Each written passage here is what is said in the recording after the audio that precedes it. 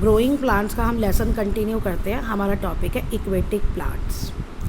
Aquatic मतलब होता है वाटर, एक्वा मतलब वाटर, एक्वा मीन्स वाटर।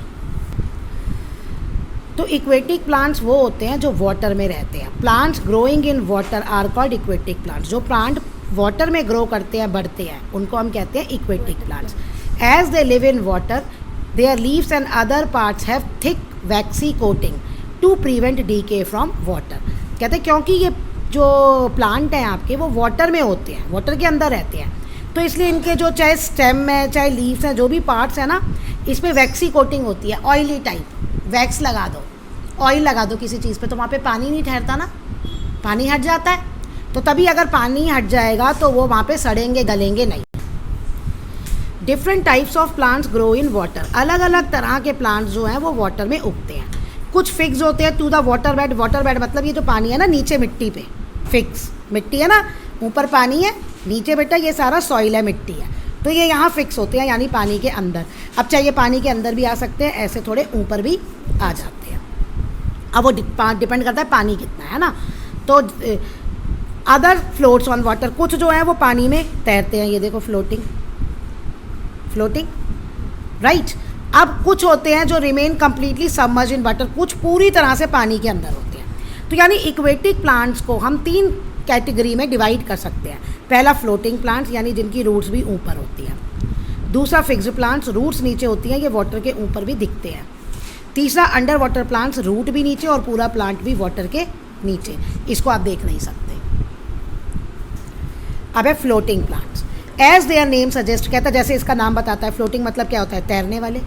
तो these plants float on the surface of water, ये पानी के सरफेस पे तैरते हैं। एग्जाम्पल सब सबके याद करने आपको, 3 कम से कम, 3 duckweeds, water lettuce and water hyacinth. ये है देखो वाटर लेट्यूस, ये प्लांट्स हैं 3। They are small in size. अब इनकी करेक्टरिस्टिक्स क्या है, छोटे होते हैं, लाइट वेट होते हैं और roots are not fixed to the water bed. यहाँ पे इनकी रूट्स नहीं होती। अगर रूट्स यहाँ फिक्स हो जाएंगी तो ये तैरेंगे कैसे, तो ये तैर ही नहीं सकते।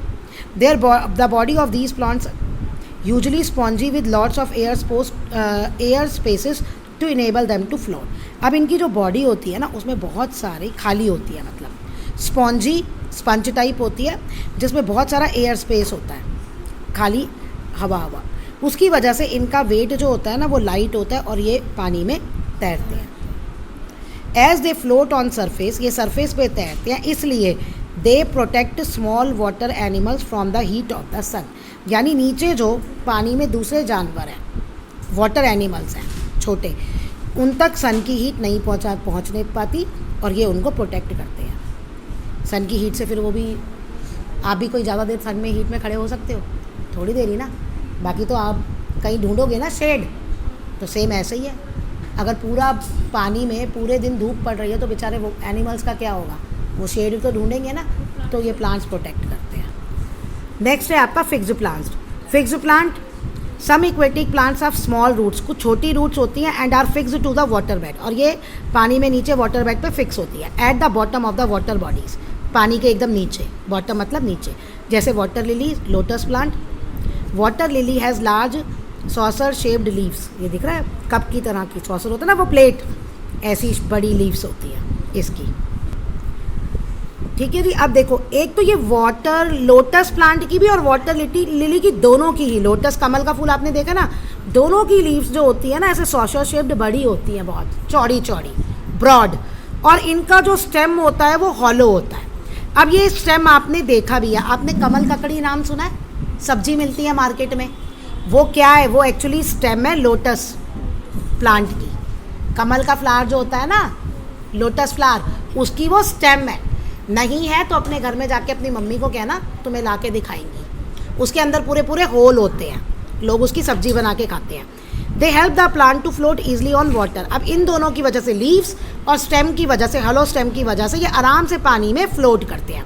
Leaves have stomata on the upper side. देखो लीव्स में स्टोमाटा जो होता है नीचे होता है, बैक साइड पे होता है, और स्टोमाटा से ही कार्बन डाइऑक्साइड आती है और ऑक्सीजन जाती है, ये आपको फर्स्ट चैप्टर में पढ़ाया हुआ है।